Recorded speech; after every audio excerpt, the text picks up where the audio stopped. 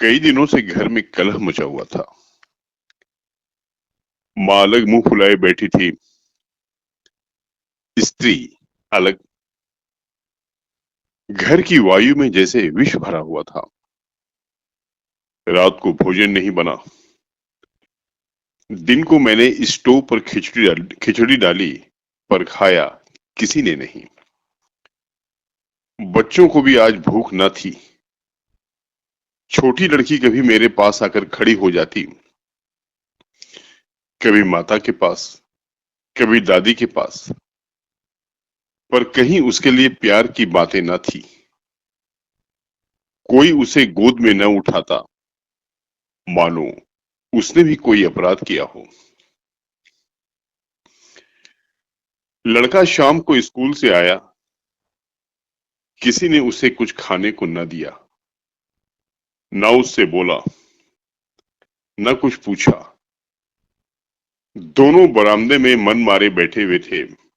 शायद सोच रहे थे, घर में आज क्यों लोगों के हृदय उनसे इतने फिर गए हैं। भाई बहन दिन में कितनी ही बार लड़ते हैं, रोना पीटना भी कई बार हो जाता है, पर ऐसा कभी नहीं होता कि घर में खाना ना पके या कोई किसी से बोले नहीं। यह कैसा झगड़ा है कि 24 घंटे गुजर जाने पर भी शांत नहीं होता। यह शायद उसकी समझ से यह शायद उसकी समझ में न आता था। झगड़े की जड़ कुछ न थी। अम्मा ने मेरी बहन के घर तीज भेजने के लिए जिन सामानों की सूची दिखाई, वह पत्नी जी को घर की स्थिति देखते हुए अधिक मालूम हुई। अम्मा खुद समझदार हैं। उन्होंने थोड़ी बहुत काट छांट कर दी थी, लेकिन पत्नी जी के विचार में और काट छांट होनी चाहिए थी। 5 साड़ियों की जगह 3 रहे तो क्या बुराई है। खिलौने इतने क्या होंगे, इतनी मिठाई की क्या जरूरत। उनका कहना था, जब रोजगार में कुछ मिलता नहीं, दैनिक कार्यों में खींच दान करनी पड़ती है, दूध घी के बजट में तफीफ हो गई है, तो फिर तीज में क्यों इतनी उदारता की जाए। पहले घर में दिया जलाकर तब मस्जिद में जलाते हैं। यह नहीं कि मस्जिद में तो दिया जला दें और घर में अंधेरा पड़ा रहे। इसी बात पर सास बहू में तकरार हो गई। फिर शाखें फूट निकली। बात कहां से कहां जा पहुंची। गड़े हुए मुर्दे उखाड़े गए। अन्योक्तियों की बारी आई। व्यंग्य का दौर शुरू हुआ और मौन अलंकार पर समाप्त हो गया। मैं बड़े संकट में था। अगर अम्मा की तरफ से कुछ कहता हूं तो पत्नी जी रोना धोना शुरू करती हैं, अपने नसीबों को कोसने लगती हैं। पत्नी किसी कहता हूं तो जन मुरीद की उपाधि मिलती है। इसलिए बारी बारी से दोनों पक्षों का समर्थन करता जाता था, पर स्वार्थवश मेरी सहानुभूति पत्नी के साथ ही थी। मेरे सिनेमा का बजट इधर साल भर से बिल्कुल गायब हो गया था। पान पत्ते के खर्च में भी कमी करनी पड़ी थी।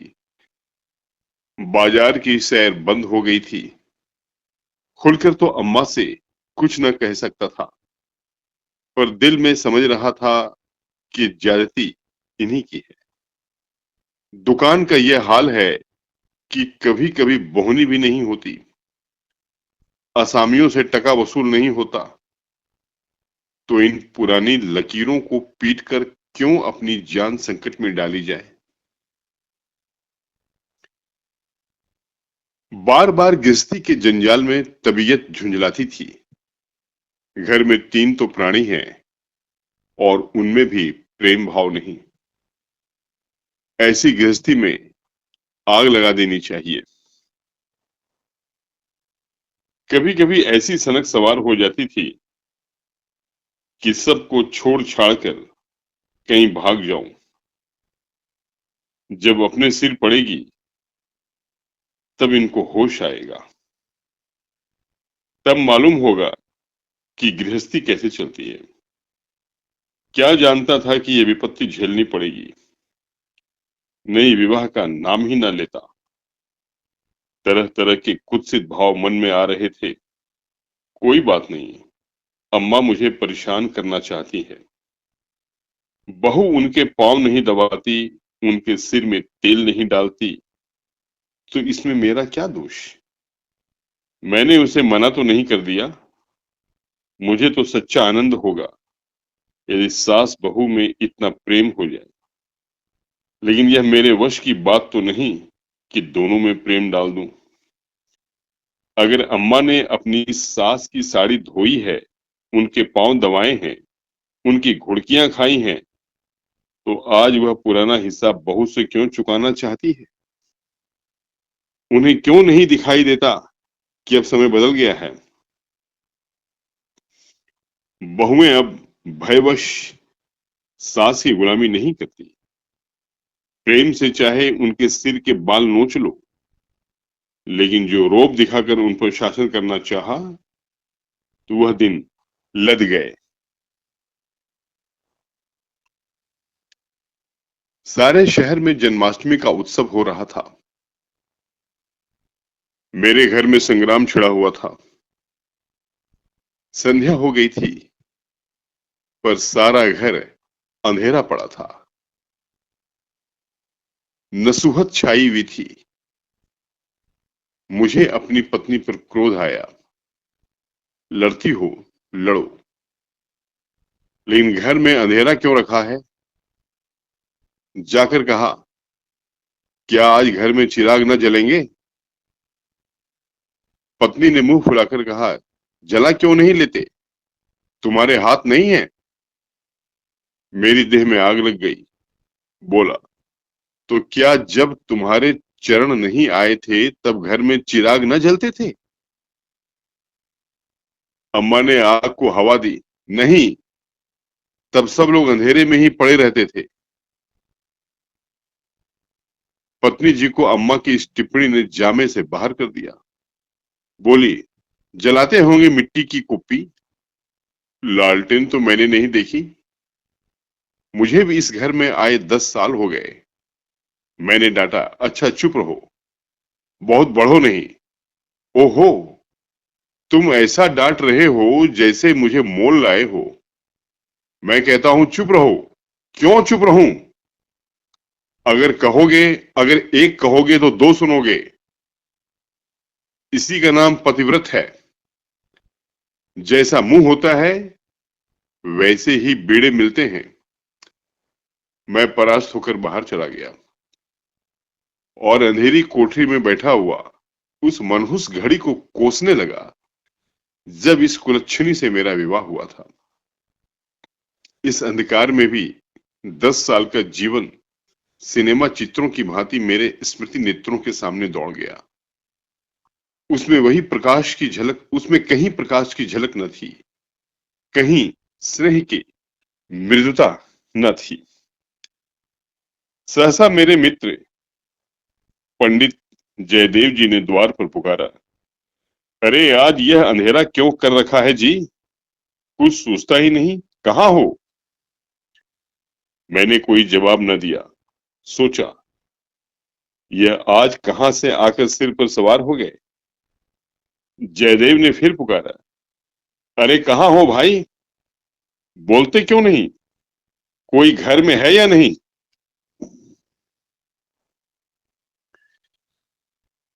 कहीं से कोई जवाब न मिला।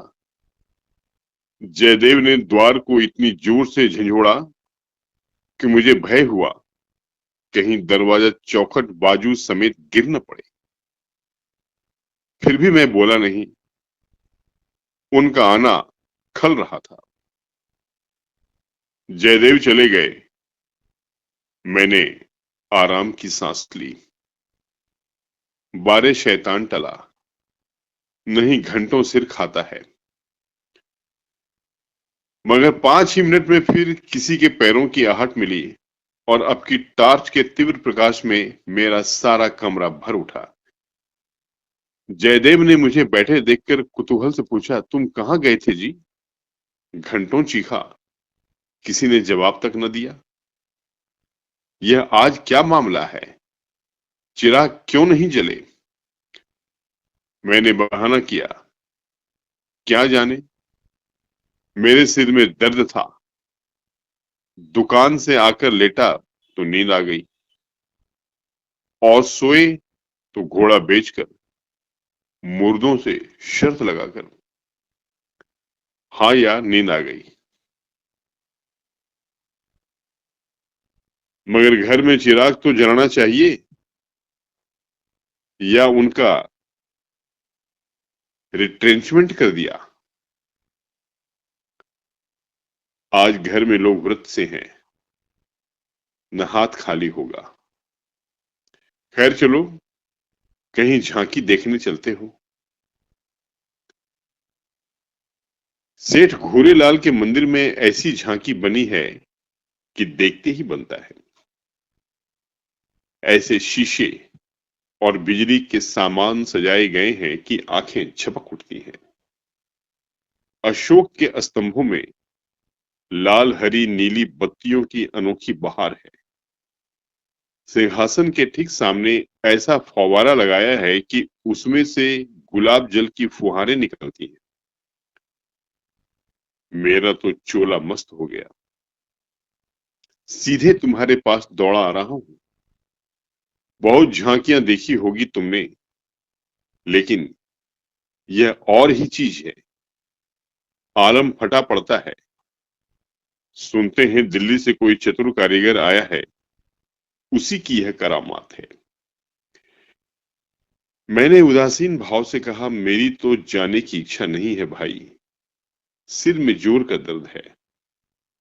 तब तो जरूर चलो भाई, दर्द भाग न जाए तो कहना। तुम तो यार बहुत दिक करते हो। इसी मारे मैं चुपचाप पड़ा था कि किसी तरह यह बला टले, लेकिन तुम सिर पर सवार ही हो गए। कह दिया मैं न जाऊंगा, और मैंने कह दिया मैं जरूर ले जाऊंगा। मुझ पर विजय पाने का मेरे मित्रों को बहुत आसान नुस्खा याद है। यूं हाथापाई धींगा मुश्ती धौल धप्पा में किसी से पीछे रहने वाला नहीं हूं, लेकिन किसी ने मुझे गुदगुदाया और मैं परास्त हुआ। फिर मेरी कुछ न चलती। मैं हाथ जोड़ने लगता हूँ, घिघियाने लगता हूँ और कभी कभी रोने लगता हूँ। जयदेव ने वही नुस्खा आजमाया और उसकी जीत हो गई। संधि की यह शर्त ठहरी कि मैं चुपके से झांकी देखने चला चलूं। सेठ घोरेलाल उन आदमियों में है जिनका प्रातः को नाम ले लो तो दिन भर भोजन न मिले। उनके मक्खी चूसपने की सैकड़ों ही दंत कथाएं नगर में प्रचलित हैं।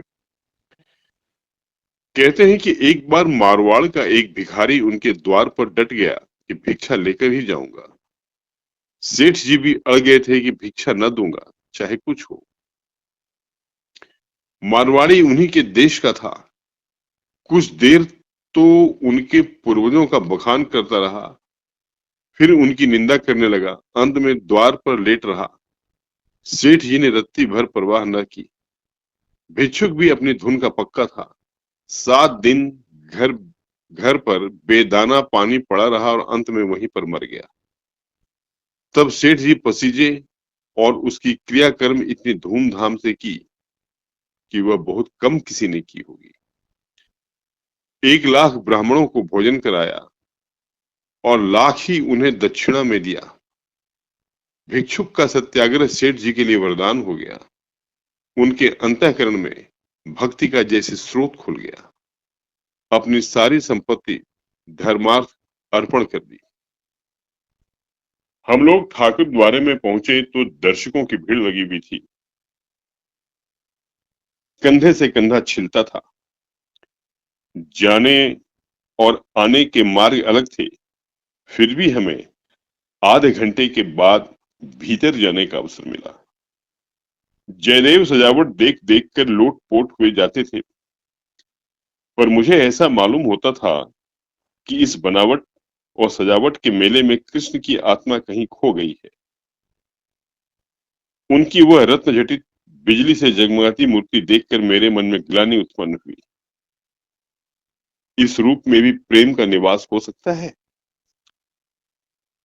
हमने तो रत्नों में दर्प और अहंकार ही भरा देखा है। मुझे उस वक्त यह याद न रही कि यह एक करोड़पति सेठ का मंदिर है और धनी मनुष्य धन में लौटने वाले ईश्वर ही की कल्पना कर सकता है। धनी ईश्वर में ही उनकी श्रद्धा हो सकती है। जिसके पास धन नहीं, वह उनकी दया का पात्र हो सकता है, श्रद्धा का कदापि नहीं। मंदिर में जयदेव को सभी जानते हैं, उन्हें तो सभी जगह सभी जानते हैं। मंदिर के आंगन में संगीत मंडली बैठी हुई थी। केलकर जी अपने गंधर्व विद्यालय के कई शिष्यों के साथ तंबूरा लिए बैठे थे।